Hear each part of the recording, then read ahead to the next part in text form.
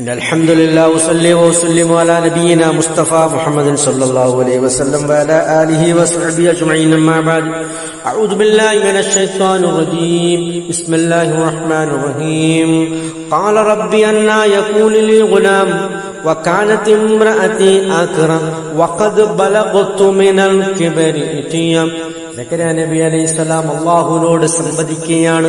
ഖാല റബ്ബി അന്നാ യകൂനു ലീ ഗുലാം.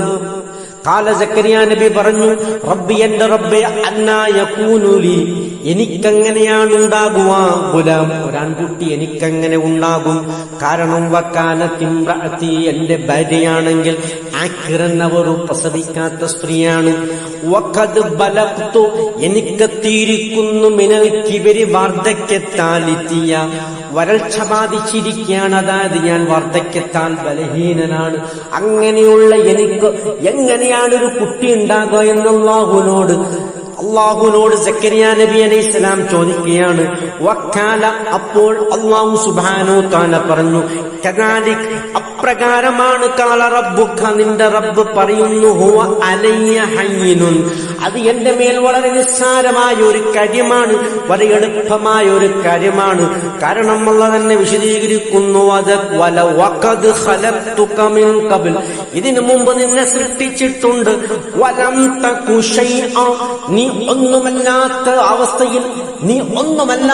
അവസ്ഥയിൽ നിന്നെ നാം ഇതിനു മുമ്പ് സൃഷ്ടിച്ചിട്ടില്ലേ എന്നാണ് അല്ലാഹുവിന്റെ ചോദ്യം. എന്താണ് ബലഹീനത?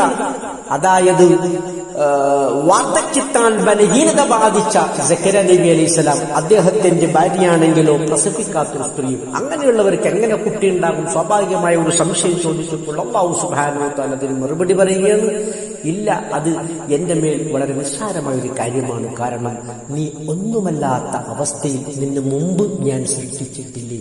അല്ലാഹുവിനെ സംബന്ധിച്ചിടത്തോളം വഹുവ അലാ കുല്ലി ഷൈഇൻ ഖദീർ, എന്തിനും കഴിവുള്ളവനാണെന്നൊരു സന്ദേശമാണ് അല്ലാഹു സുബ്ഹാനഹു വ തആല ഇതിൽ കൂടി നമുക്ക് കൈമാറുന്നത്. സത്യമായി മനസ്സിലാക്കുന്ന സജ്ജനങ്ങളിൽ നമ്മെ അല്ലാഹു ഉൾപ്പെടുത്തി അനുഗ്രഹിക്കുമാറാകട്ടെ. ആഖിറു ദഅ്വാനാ അൽഹംദുലില്ലാഹി റബ്ബിൽ ആലമീൻ.